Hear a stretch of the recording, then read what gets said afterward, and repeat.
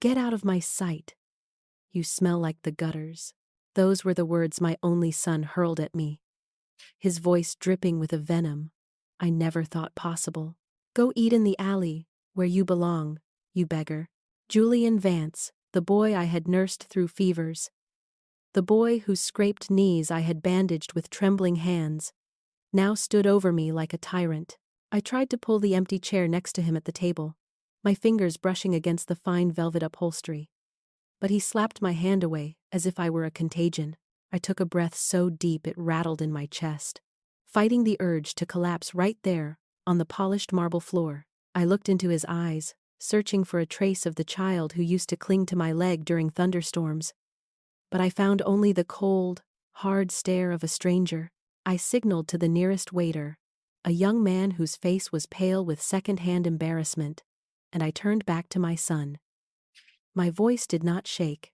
It was quieter than the clinking of silverware, yet it carried the weight of a judge passing a final sentence. That is fine, Julian. But remember this moment, because you will be the ones leaving this establishment. The words left my mouth with a glacial composure that surprised even me. The ambient chatter of the Gilded Spoon, San Francisco's most exclusive dining establishment, died instantly. It was as if the oxygen had been sucked out of the room. Every head turned. Julian froze, his face flushing a deep, violent crimson that clashed with his expensive Italian suit. His wife, Bianca, gasped audibly, her hand jerking spasmodically enough to knock her crystal flute of vintage champagne onto the pristine white tablecloth. The liquid spread like a blood stain, dripping onto her lap, but she didn't move to clean it. What my son did not know, what his ambitious wife did not suspect, and what none of the elite patrons of San Francisco could have guessed, was who I truly was. My name is Eleanor Vance. I am 68 years old. To the world, I look like a woman whom time and fortune have forgotten. But that night, under the crystal chandeliers of the city's finest restaurant, everything was going to change. The universe has a way of balancing the scales, and I was about to become the hand that tipped them. But to understand the explosion, you must understand the spark. Let me take you back 3 hours, to the moment my heart first began to break. It started with a phone call that I had been waiting for all year. My phone, an old model with a cracked screen, buzzed on my small kitchen counter. When I saw Julian's name, my heart leaped. "Mom," Julian said, his voice smooth and confident. "I want to take you out to dinner. We are going to the best place in the city. I have a massive promotion to celebrate, and I want you there." There was a tone in his voice I chose to ignore, a slight edge of mockery, perhaps, or a performative kindness. But I, as always, was a mother first and a skeptic second. I wanted desperately to believe that my son was finally making space for me in his glittering, high-rise life. I spent the next 2 hours getting ready with a meticulousness that would have broken your heart. I pulled my best dress from the back of the closet, a navy blue silk piece I had bought nearly a decade ago. It was slightly out of fashion, smelling faintly of lavender sachets and old memories, but it was clean and dignified.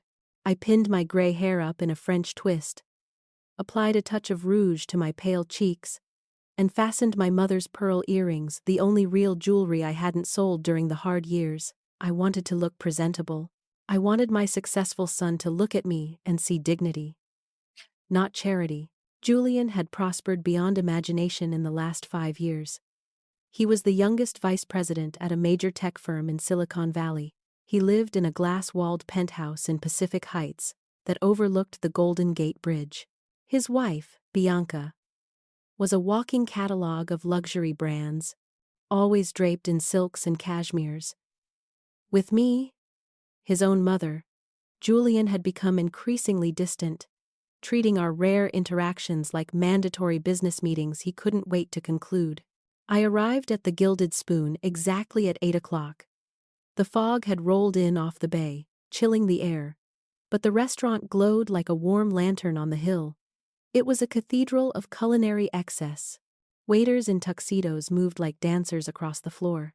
The air smelled of truffles, reduction sauces. A single dinner here cost more than most families spent on groceries in a month. It was a place I knew intimately, though Julian had absolutely no idea why. When I approached the host stand and asked for the Vance table, the maitre d', a young man named Marcus, hesitated. He looked me up and down. My coat was worn at the elbows. My shoes were sensible. In a sea of designer gowns and bespoke suits, I looked like a smudge on a masterpiece. "Right away, ma'am," Marcus said, though his professional smile didn't quite reach his eyes. "Follow me, please." I walked behind him, feeling the heavy, curious gaze of the room. I heard the whispers.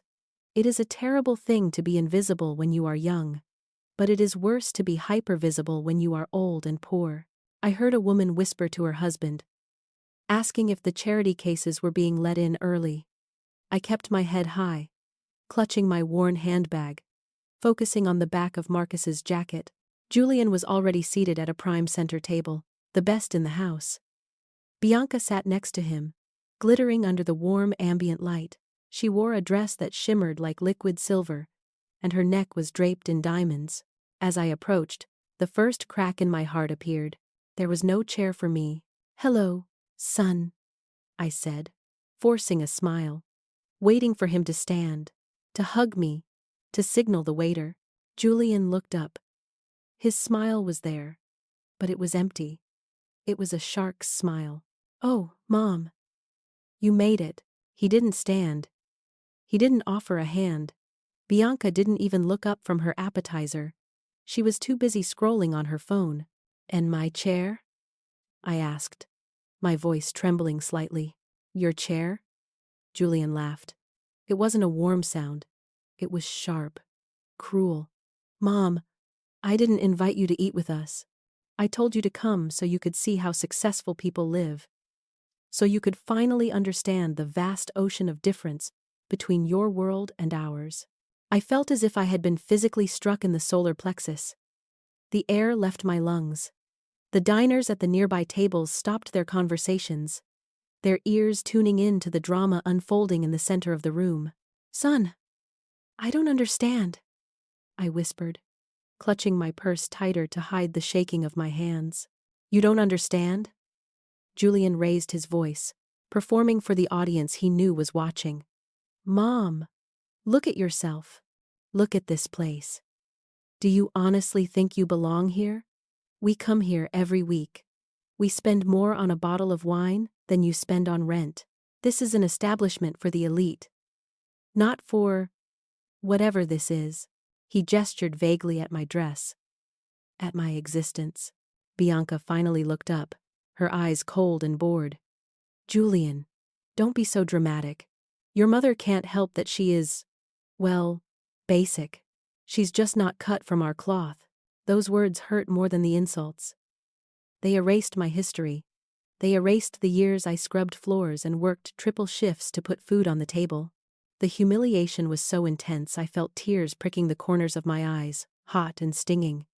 But beneath the tears, a fire began to kindle. There was something they didn't know, a secret I had kept buried for years. Waiting for the right moment. I hadn't planned for the moment to be this cruel. But fate had forced my hand. "Julian, please," I said softly, giving him one last chance. "I just wanted to spend a moment with you. It has been months." Julian leaned back, crossing his arms, enjoying his power. "Talk? What would we talk about, Mom? Coupon clipping? Your bus routes? How you spend your days watching soap operas in that tiny, suffocating apartment?" The cruelty was performative now. An elegant couple at the next table exchanged looks of pity, but they didn't intervene. No one intervenes when the wealthy are being cruel. They just watch. "I work hard, Julian. I have always worked hard," I said, my voice gaining a steely edge. "I may not have your millions, but I have my pride." Bianca let out a high, tinkling laugh. "Pride? Eleanor, please. What is there to be proud of? You buy your clothes at thrift stores. You are invisible to the world that matters." Every word was a dagger. But what shattered me was the satisfaction on my son's face. How had he become this monster? Where was the boy who used to bring me dandelions from the park? "Mom," Julian said, louder now, ensuring the back of the room could hear. "The truth is, I am embarrassed to introduce you as my mother. Look at Bianca. She comes from a pedigree. Her father owns a real estate empire. She speaks French. She understands the markets. That is the kind of woman who belongs at my side. And you? You teach me nothing but how to survive on scraps." The tears threatened to spill, but I refused to let them fall. Not here. Not in front of him. The waiter, Marcus, approached the table cautiously. He looked at me with genuine concern, a stark contrast to my own flesh and blood. "Is there anything else I can get for the table?" he asked, his voice low. "No. Thank you," Julian snapped. "My mother was just leaving.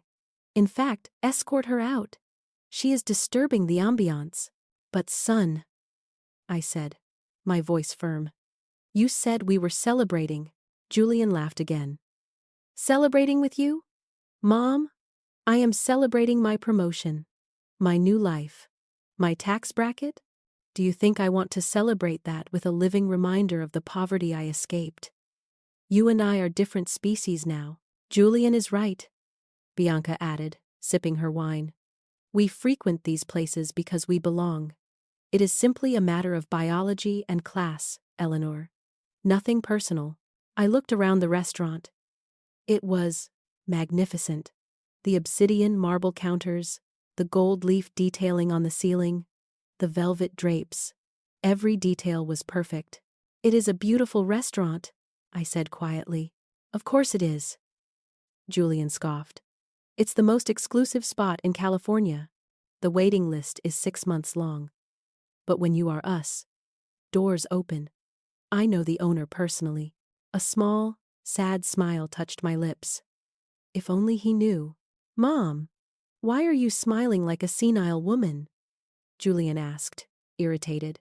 "No, son," I said, my posture straightening. "I was just thinking that you are right about one thing. There are differences between us that cannot be ignored, differences you are about to understand very clearly." Julian and Bianca exchanged a confused look. My tone had shifted. The submissive mother was gone. Before they could respond, the general manager, Elias Thorne, approached. Elias was a man of immense dignity, dressed in a bespoke suit, his graying hair perfectly coiffed. "Good evening," he said, his voice smooth as silk. "Is everything satisfactory at table 1? Julian puffed out his chest. "Elias, good to see you. Everything is perfect. Just dealing with a minor domestic nuisance." Elias offered a professional nod, but his eyes locked onto mine. There was a flicker of recognition, a deep respect that Julian completely missed. "I am glad to hear that," Elias said. Then he turned fully to me. "Madame, is your evening proceeding as you expected?" The question hung in the air. Julian frowned. Why was the manager addressing the beggar woman? "Elias," I said, my voice projecting clearly, "I think it is time you spoke with the owner. There is a situation here that requires immediate executive intervention." Elias nodded slowly. "Of course, madame. The owner will be here in 1 second." Julian looked bewildered. "Owner? Mom, do you think you can demand the owner? You are delusional." I smiled. I didn't answer. I just waited. The next 60 seconds were the longest of Julian's life. He turned to Elias. "Look, Elias, my mother is confused. Age, you know. Sometimes the mind goes." Elias didn't blink. "Mr. Vance, I believe it is best we wait for the owner to clarify the confusion." Bianca leaned in, whispering loudly. "This is embarrassing, Julian. She's having a breakdown." And then it happened. A heavy silence fell over the table. I stood up. I didn't hunch. I didn't tremble. I stood with the posture of a woman who had carried the world on her shoulders and won. I reached into my battered handbag, and pulled out a thick, cream-colored envelope. I had been carrying it for weeks, waiting for the right time to tell him, hoping to surprise him with good news. Instead, it would be a weapon. I placed it on the white tablecloth. "What is that?" Bianca asked, her nose wrinkling. "Open it," I commanded.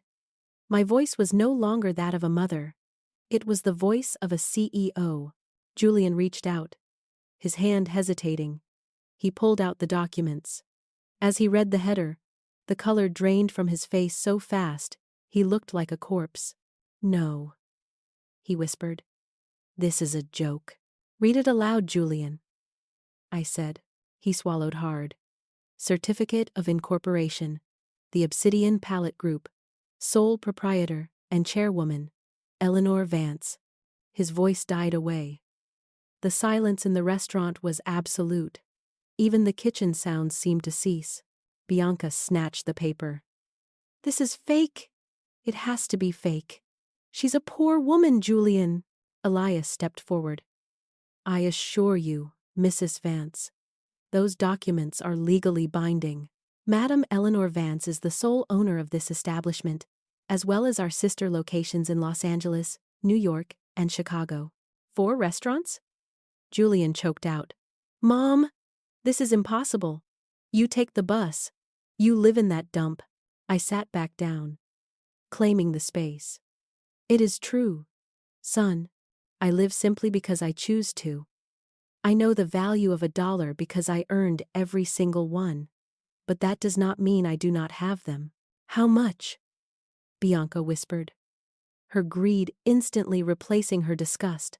Elias answered for me. "Madam Vance's portfolio is valued at approximately $12 million. Her net annual income from the restaurant group exceeds $3 million. Julian looked as if he had been shot. $12 million. "Why?" he stammered. "Why hide it?" "Because," I said, staring into his soul. "I wanted to know who my son really was. I wanted to know if you loved me, or if you only loved what I could give you." "But Mom," Julian pleaded, his voice cracking, "I am your son. How could you test me like that? Are you asking me that after you just told me to go eat in the gutter?" I asked, my voice rising. I stood up again, and this time, I began to pace around the table. The diners were captivated. Phones were out, recording. "Julian, for 5 years, you have treated me like a burden. You missed Christmas because my apartment was too small. You skipped my birthday because you had a gala. You made me feel small, dirty, and unworthy. Do you remember last Thanksgiving?" I asked. "When you told me not to come because you were hosting your boss and I wouldn't fit in with the aesthetic?" Julian shrank into his chair. "Mom, all this time, you assumed I was poor, and therefore, I was trash. Tonight, you confirmed it."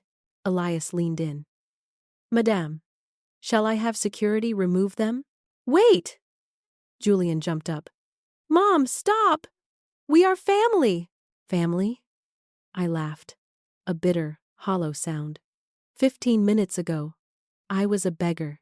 Now that you know I am a millionaire, suddenly I am family?" Spontaneous applause broke out from the table behind us. An elderly gentleman nodded at me in solidarity. "Mom, please," Julian begged, sweat beading on his forehead. "We can talk about this at home. In private." "In private? Like when you publicly humiliated me?" "No. We will finish this right here." Arthur Sterling, my attorney, walked through the front doors at that precise moment. He was a man who looked like he carved statues out of stone for a living. He carried a leather briefcase. "Good evening, Eleanor," he said, ignoring Julian completely. "I received your text. I have the papers." Julian looked at the briefcase with terror. "What papers?" "The will," I said calmly. "The will I wrote 3 years ago, leaving everything to you. The empire, the money, the properties." Julian's eyes lit up with a desperate hope. "And," I continued, The new draft Arthur has prepared, which revokes the previous one entirely. No, Julian shouted. You can't do that. I am your only child. Arthur opened the briefcase and laid 2 stacks of paper on the table. In the first scenario, Arthur explained, his voice dry, Mr. Julian Vance inherits 100% of the estate. In the second, which Madame Vance is about to sign, the estate is liquidated and divided among 3 charities, supporting homeless seniors and the staff of this restaurant group. The staff? Bianca shrieked. You're leaving our money to the waiters? It was never your money. I snapped. And yes, Marcus here treated me with more respect in 5 minutes than you have in 5 years. I picked up the pen. Mom, don't! Julian fell to his knees. It was a pathetic sight. Please. I am sorry. I was stressed. I was stupid.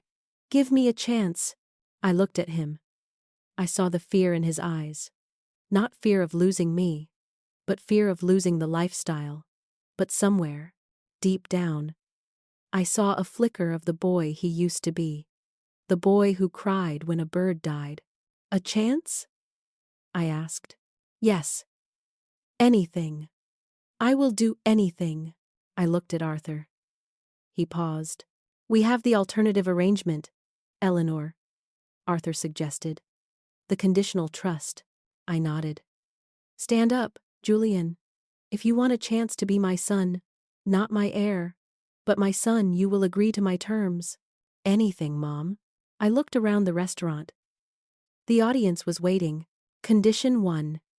For the next 12 months, you and Bianca will surrender your assets. Your accounts will be frozen. You will move out of the penthouse. What? Bianca gasped.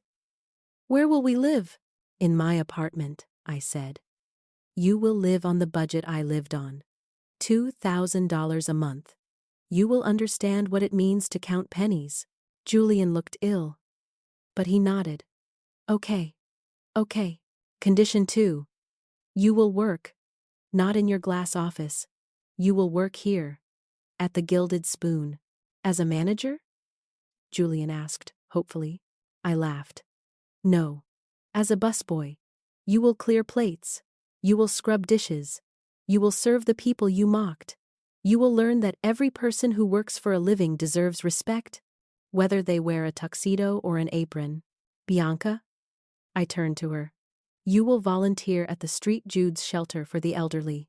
You will bathe them, feed them, and listen to them. You will learn that old age is not a disease to be disgusted by. This is insanity, Bianca hissed. Then leave, I said, pointing to the door. Walk out that door and never see a dime. Or stay and learn how to be human beings. Julian looked at Bianca. He looked at me. He looked at the luxury he was about to lose. We accept, he whispered. And the final condition? I said, my voice softening just a fraction. For 1 year, we have Sunday dinner, not at a fancy restaurant, at home. You will cook, and we will talk. You will get to know me, not the millionaire, the mother. If you fail a single day, if you complain, if you quit, the money goes to charity. Do you understand? I understand, Julian said. His head bowed. I signed the conditional agreement. Now, I said, get an apron, Julian. The dinner rush is starting, and we are short a busboy. 6 months later, I sat at a small corner table in the Gilded Spoon. The winter fog was gone, replaced by the crisp brightness of spring. Julian walked by, balancing a heavy tray of dirty dishes. He was sweating. His hands were red and chapped. He looked tired, but he looked alive. He placed the tray down and wiped his forehead. He saw me and walked over. Hi, Mom, he said. Can I get you a refill on your tea? There was no mockery, no arrogance, just a son talking to his mother. How are your feet? I asked, killing me. He admitted with a genuine smile. I never knew how hard this was. Marcus saved me tonight. I almost dropped a tray of souffle. And Bianca? She's at the shelter. She called me crying yesterday. One of her favorite residents passed away. She held his hand until the end. She said she wished she had held her own grandfather's hand like that. I reached out and took Julian's rough hand. You are changing, Julian. I know, he said softly.